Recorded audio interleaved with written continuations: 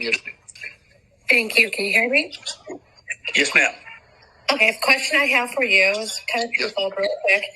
The phone call that transpired between you and the young attorney that Flynn had on his channel. Yep. When you reflect back on that phone conversation, so I'll give you the origins of that conversation and what I remember happening. That was a little while ago, so there's some gaps in my memory. Staci Burk, if I remember correctly, came to our group when we were just after the elections, when our team, which was led by Sidney Powell, was collecting affidavits from people who had hard evidence of election fraud and malfeasance and all kinds of different things. If I remember correctly, Staci had some information about ballots being shipped over, flown into from Korea into Seattle into Phoenix Airport. If I remember correctly, she may have worked at the airport in Phoenix or knew somebody at the airport that saw something or something like that. So she filled out an affidavit, and she told our people, and I wasn't directly involved a lot with Staci in the beginning of this. She told the people that she was working with on our team that she felt her life was threatened and that she needed security out in the Phoenix, Scottsdale area. At the time, we were working with First 1A Praetorians. We worked with them for a very short period of time, just after the election, while we were participating in the rallies in Washington. And their team provided General Flynn, myself, Sidney, Patrick, and a few others security. She requested that, and by the way, they provided that security free of charge. At the time, we didn't have any money, so that was a benefit for not having to pay that money. So, as I understand it, we sent a team out to watch over her out in Phoenix, and there was some kind of issue where she kept fleeing her apartment without telling the security guys, and so the security guys started to freak out, and so on and so forth. And I guess there was an incident where one of them took her phone when she fled, and which was stupid, which was a very stupid thing for that person to do.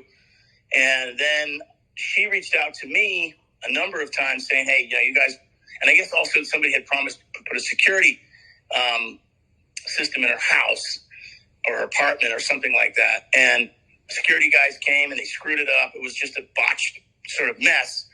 So she called me prior to the phone call that she recorded of me. She reached out to me and all upset, and she said, this incident happened. I said, well, as it relates to the phone, you really need to talk to 1A Praetorians because I have no idea who did what. I wasn't there, and they're responsible for that. As it related to the security system, I told her, whatever damages were done to your house or anything, please send me an invoice and I'll have you reimbursed.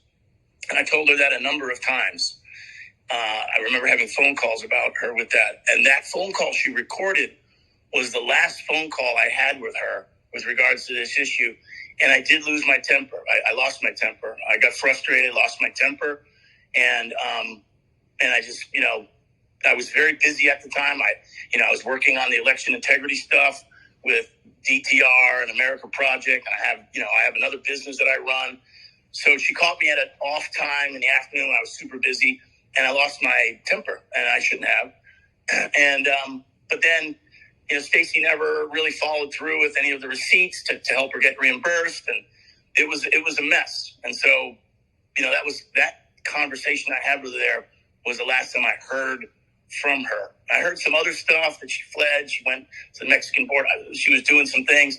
But you know what? I try not to get involved in drama of other people. I felt badly that I lost my temper with her, and clearly she recorded that, put it out on the internet. So I'm explaining to you what I remember happening.